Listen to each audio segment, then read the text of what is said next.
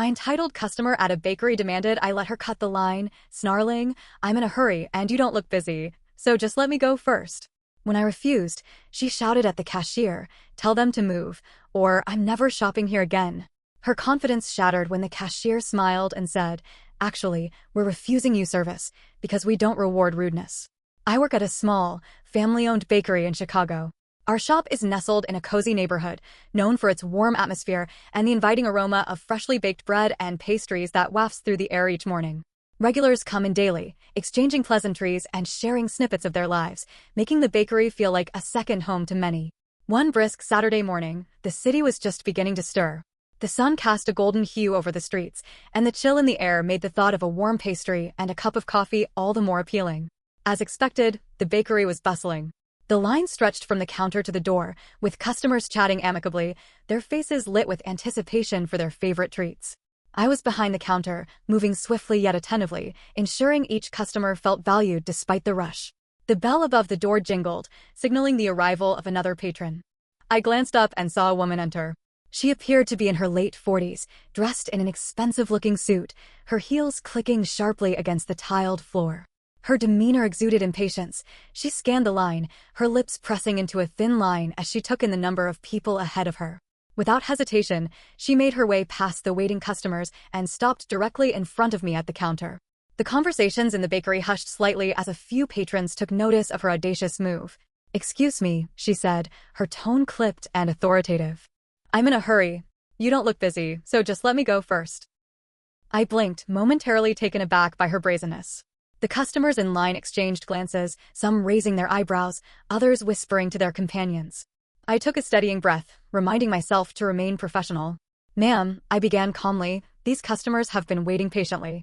I'll be happy to serve you after them." Her eyes narrowed, and a flush of irritation colored her cheeks. "This is ridiculous," she said loudly, ensuring everyone could hear. "I don't have time to wait. Just ring me up now." I maintained my composure, though I could feel the tension mounting in the room. "I understand you're in a hurry," I replied evenly, "but it's only fair to serve those who arrived before you." She let out an exasperated sigh and turned her attention to my colleague at the register, her voice rising in volume. "Tell them to move, or I'm never shopping here again." The bakery fell into an uneasy silence. All eyes were now on us, the air thick with anticipation. My colleague, a seasoned employee known for her calm and collected demeanor, looked at the woman with a steady gaze. "Actually," she said with a small, unwavering smile, "we're refusing you service because we don't reward rudeness." The woman's confidence seemed to crumble in an instant. Her mouth opened and closed as if searching for a retort, but none came. The color drained from her face, replaced by a look of shock and disbelief.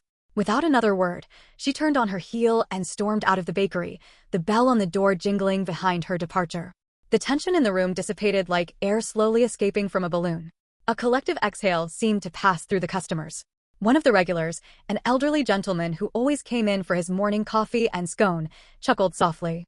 "Well," he said, breaking the silence, "that was something." A ripple of laughter spread through the line, and soon, the bakery was filled with the comforting hum of conversation once more. I exchanged a glance with my colleague, a mutual understanding passing between us. We took pride in maintaining the bakery's welcoming atmosphere, and standing up against such entitlement felt like a reaffirmation of our values. As I continued serving the next customer, a sense of satisfaction settled over me. The incident served as a poignant reminder that respect and kindness are integral to the fabric of our community. No matter how hurried or important one might feel, common courtesy remains paramount. The rest of the morning proceeded without further incident. The line gradually shortened as customers received their orders, each interaction underscored by mutual respect and appreciation. The scent of baked goods continued to envelop the space, a comforting constant amidst the morning's unexpected drama. In the days that followed, the story of the entitled woman spread among our regulars, often recounted with a mix of amusement and incredulity. It became a gentle reminder within our community of the importance of patience and respect, values that our little bakery would always uphold. A few days passed after the incident. Things at the bakery went back to normal, mostly. The regulars brought it up now and then, usually with a laugh, sometimes a shake of the head. People love gossip more than they admit, especially when it happens somewhere familiar.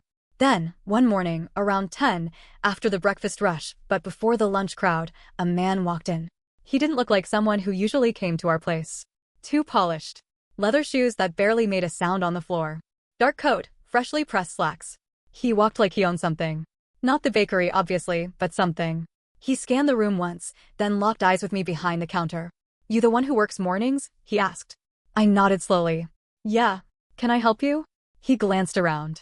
There were only 3 customers inside, sitting quietly with coffee and pastries. The man leaned slightly over the counter, lowered his voice, and said, You made a scene with my wife a few days ago. My stomach dropped. I didn't answer right away. My coworker, Sarah, looked up from restocking napkins. She saw the look on my face and froze. She cut the line, I said, keeping my tone even. We asked her to wait like everyone else. She got loud. We refused her service. He gave a cold smile. You embarrassed her. In front of strangers.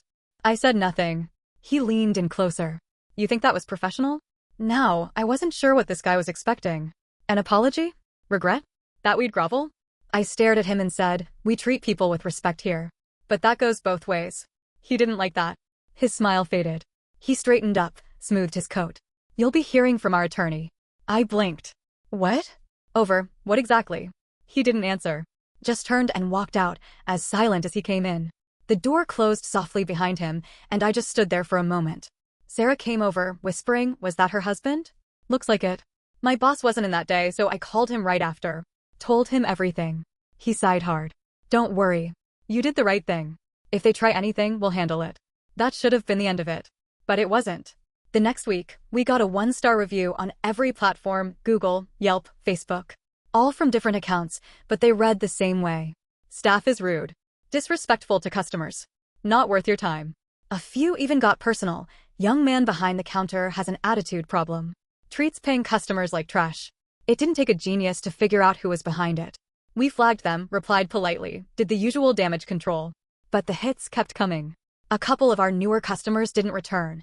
One woman asked us outright, Did something happen here? I read some stuff online. I was pissed, yeah. But more than that, I was rattled. This wasn't a bad Yelp review from someone upset about a stale muffin. This felt targeted. A few nights later, Sarah texted me at 10 p.m. She was scared. Someone had left a voicemail on the bakery's phone line. No name. Just breathing. Then, you think you're safe? Think again. That was the first time I really felt afraid. I didn't sleep that night. Next morning, I brought the voicemail up with my boss. He pulled the security cam footage and made a call to a friend at the local precinct. The cop came by later that day, plainclothes guy named Ruben. He listened to the voicemail. His face stayed neutral, but I could tell he didn't love it. You know who might be behind this? He asked. I told him everything, line-cutting woman, her husband, the visit, the threats, the reviews. He scribbled notes, nodded. I'll file a report. But unless they do something physical or threaten violence directly, our hands are a bit tied.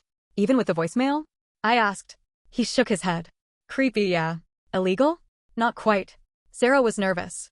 She started locking the side door behind us, even during business hours. I found myself looking over my shoulder more often, watching the sidewalk, waiting. Then, the twist I didn't see coming. One of our regulars, Mrs. Alvarez, a sweet lady in her 60s who'd been coming to our bakery for years, pulled me aside. I saw that man again, she whispered. What man? The one in the dark coat. He was across the street, just standing there, watching. My heart dropped. When? Yesterday. And again this morning.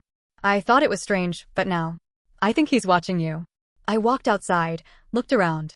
Nothing. Just traffic, pedestrians, a guy on his phone, a woman with a stroller.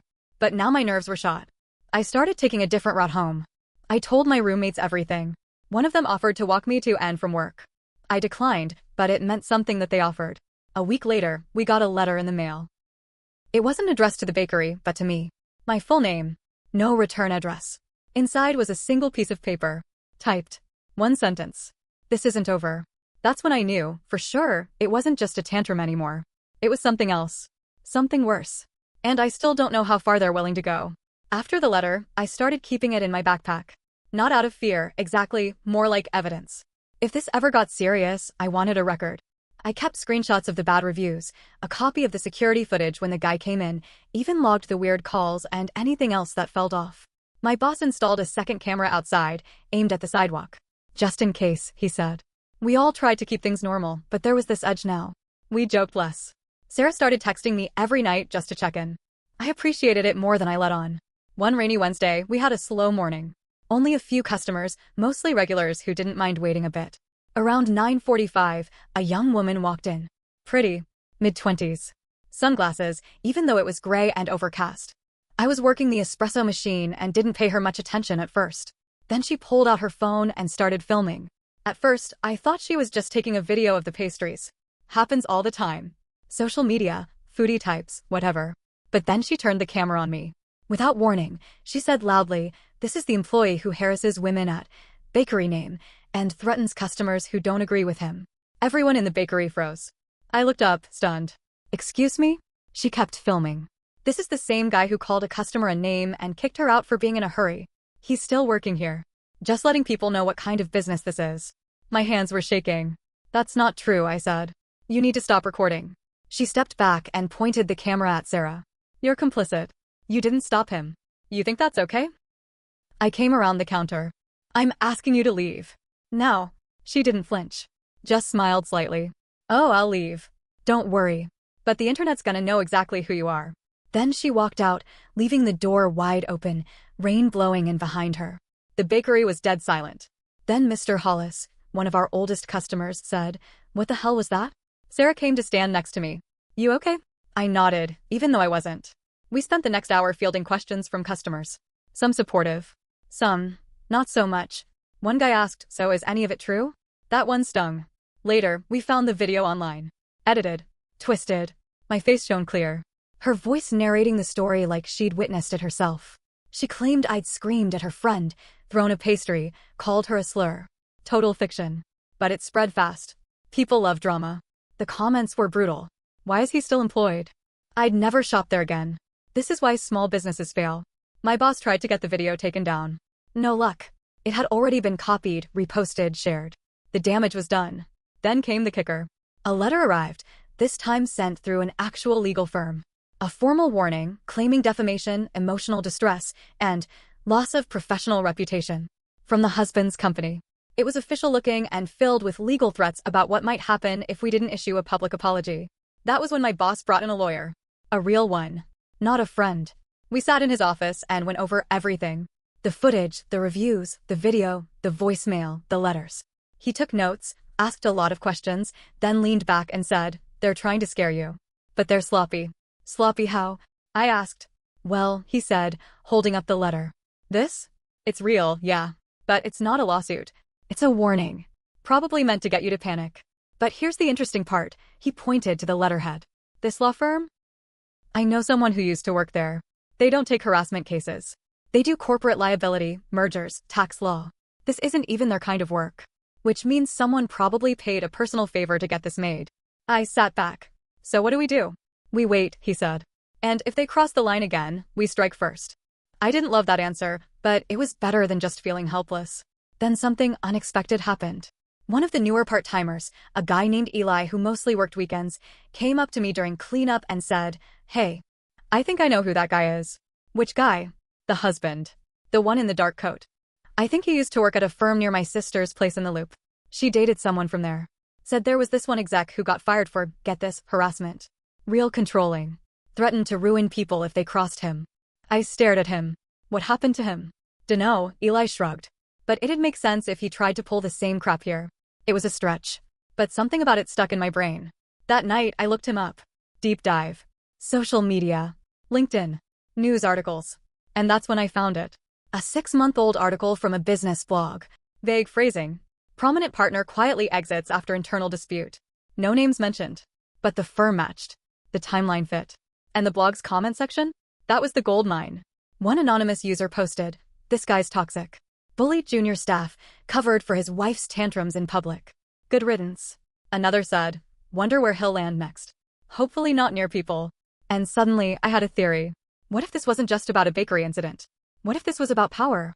Someone who lost control in one part of his life and was hell-bent on keeping it somewhere else.